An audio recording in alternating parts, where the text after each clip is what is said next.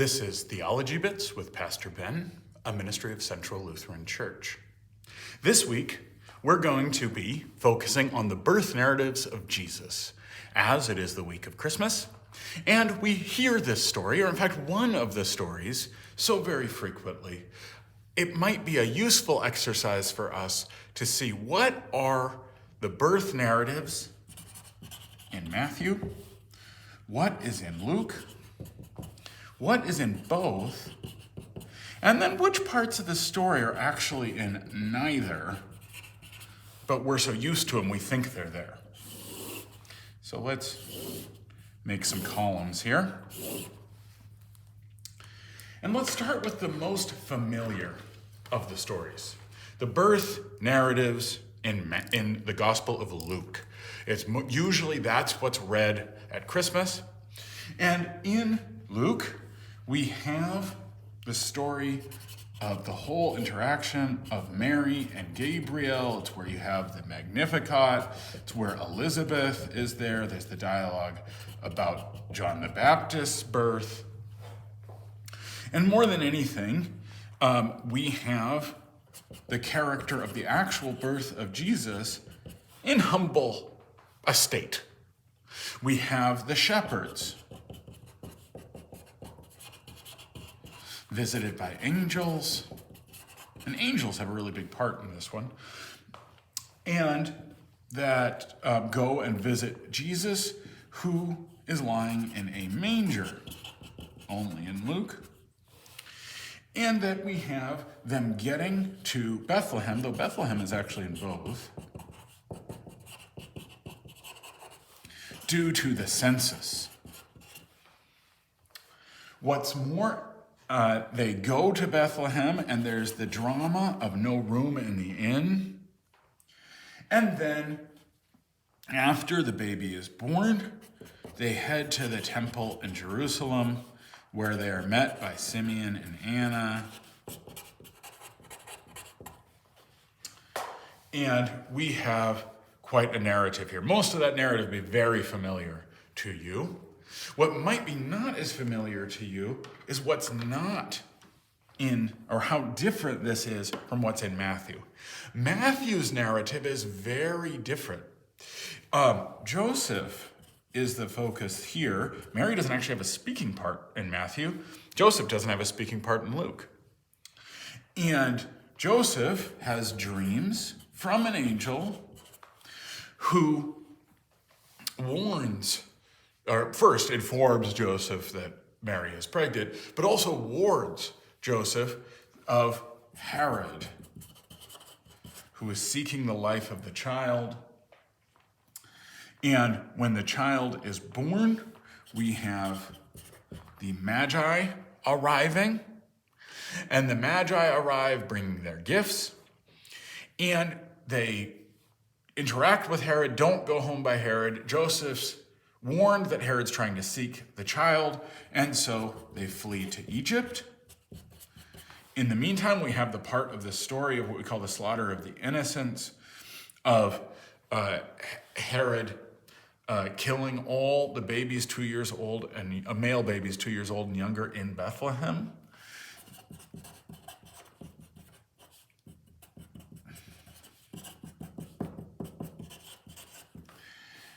We further have in this narrative, and then we have them returning, but returning then to Nazareth. Nazareth also shows up in both narratives. And in this, the name of Jesus is called Emmanuel. There's other things within these stories, but those are the main details that I want to emphasize today. What's in both as well, the two places, Bethlehem and Nazareth, they're a little different. That is, in Luke, they go to Nazareth due to the census, they're from Nazareth, and they go to Bethlehem due to the census, and then they go back home. In Matthew, it's less clear they're from Nazareth, maybe, but it sounds like they live in Bethlehem, and that they don't go back from Egypt to Bethlehem because for fear of Herod's nephew, and so they end up going up to Nazareth in a different part of the nation and part of the country to hide. So it's a little bit different. But also what's in both very clearly is that Jesus is Messiah. Now, this last column is worth just presenting quickly because there's a few things that are in neither story, but we're assuming are there. One is there is no donkey, nor frankly are there any animals. Excepting, I suppose, in Luke, they do offer a dove for a sacrifice. But that's not usually what we're talking about with the animals. It's usually talking about the manger scene. And in fact, it's unclear if there is a stable or not. In Luke, there is a manger. They're lying the child in the manger. But where is that manger? Is it within the stable? Well, that's not necessarily a bad idea, but it doesn't actually necessarily say that. What's more, we don't have an innkeeper. There's one line that there is no room for them in the inn, but it doesn't have this big drama of knocking on the door and being sent away and them having to settle for the barnyard. In fact, you can maybe even translate this word, maybe it's the guest room. And what was there not room for? Was there not room for the delivery? Or was there not room for them to sleep there that night? And so they're laying the baby in this manger. It doesn't say. What's more, we like to imagine an emergency. We often think of Mary being 9 months pregnant because of this census, having to travel from Nazareth to Jerusalem on this donkey and desperately getting to the motel and saying, we need a place to deliver a child. And we have a very mean innkeeper who sends you away without this. And then you go off. It doesn't say any of that. We don't know how long they were in Nazareth before this happened. It said when they were there, the time came to have the child. And it very well could have been such an emergency, but we don't really know. I present all of this simply to suggest, look at how different these narratives are. And there is some payoff if we see them as independent narratives. One is, of course, Matthew doesn't get read because exactly when this happens is really unclear. This happens at the birth scene or very close to it. That's the suggestion. Here, who knows? Tradition is that could be up to, it'd be 12 days later. The Magi came as 12 days of Christmas. Or it could be, some people say, up to 2 years later.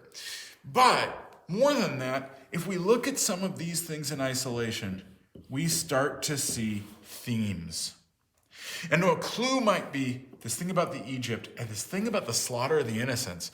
This thing where it says that all the babies 2 years old and younger are killed reminds us of only one event in the history of Israel, which was in Egypt when Moses was born. All the babies 2 years old and younger. And then they go to Egypt. And they use the line of flee from here for those who are seeking the child's life. And then when they're allowed to return, they're warned, the ones seeking his life are dead. The very words also told to Moses. We might have a theme here of Jesus being set as the new Moses, who, by the way, will later go into the wilderness for 40 days and then go up on top of a mountain and reinterpret Torah. Seems like maybe a theme that's present here.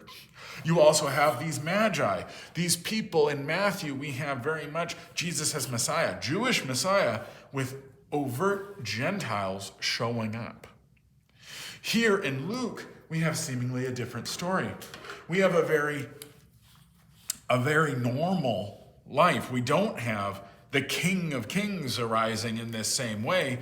We have shepherds. We have this humble estate. And even if we don't say there's this emergency, at best it's a very normal birth. There's nothing not especially treated well or is treated like great dignitaries. There's no magi showing up.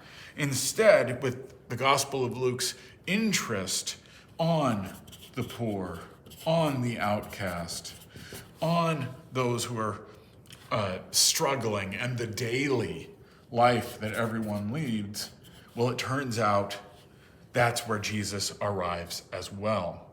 So you have a very different emphasis here.